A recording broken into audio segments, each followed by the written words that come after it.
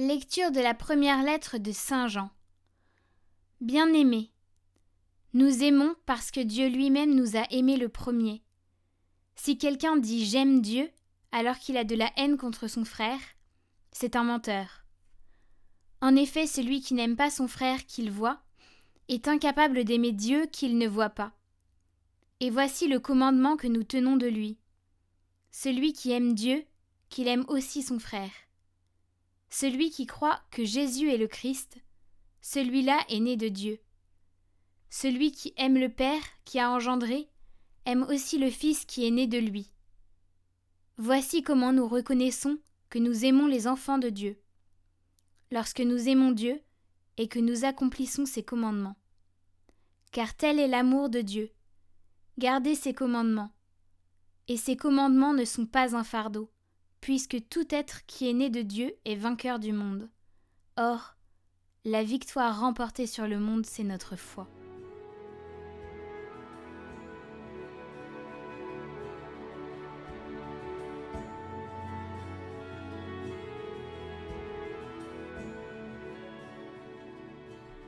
Tous les rois se prosterneront devant lui, tous les pays le serviront.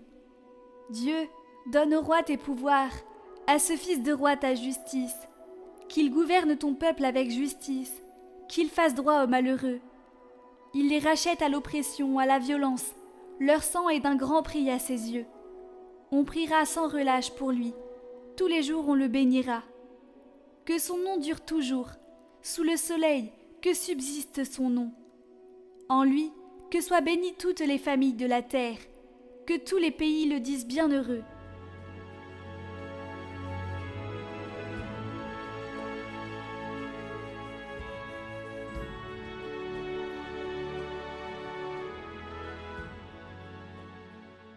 Évangile de Jésus-Christ selon saint Luc.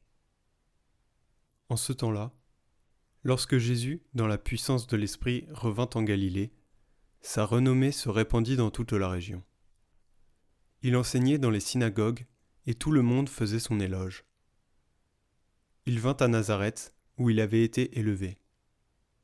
Selon son habitude, il entra dans la synagogue le jour du sabbat, et il se leva pour faire la lecture. On lui remit le livre du prophète Isaïe.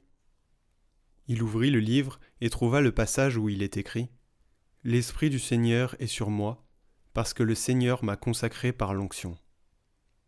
Il m'a envoyé porter la bonne nouvelle aux pauvres, annoncer aux captifs leur libération et aux aveugles qu'ils retrouveront la vue, remettre en liberté les opprimés, annoncer une année favorable accordée par le Seigneur. » Jésus referma le livre, le rendit au servant et s'assit. Tous, dans la synagogue, avaient les yeux fixés sur lui. Alors il se mit à leur dire « Aujourd'hui s'accomplit ce passage de l'Écriture que vous venez d'entendre. » Tous lui rendaient témoignage et s'étonnaient des paroles de grâce qui sortaient de sa bouche.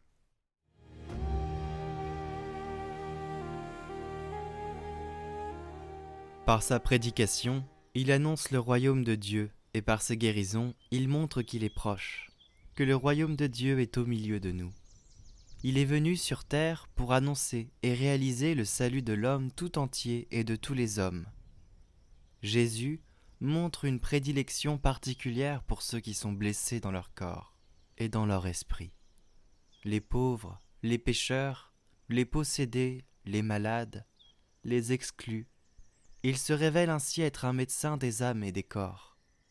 Un bon samaritain pour l'humanité. Il est le vrai sauveur.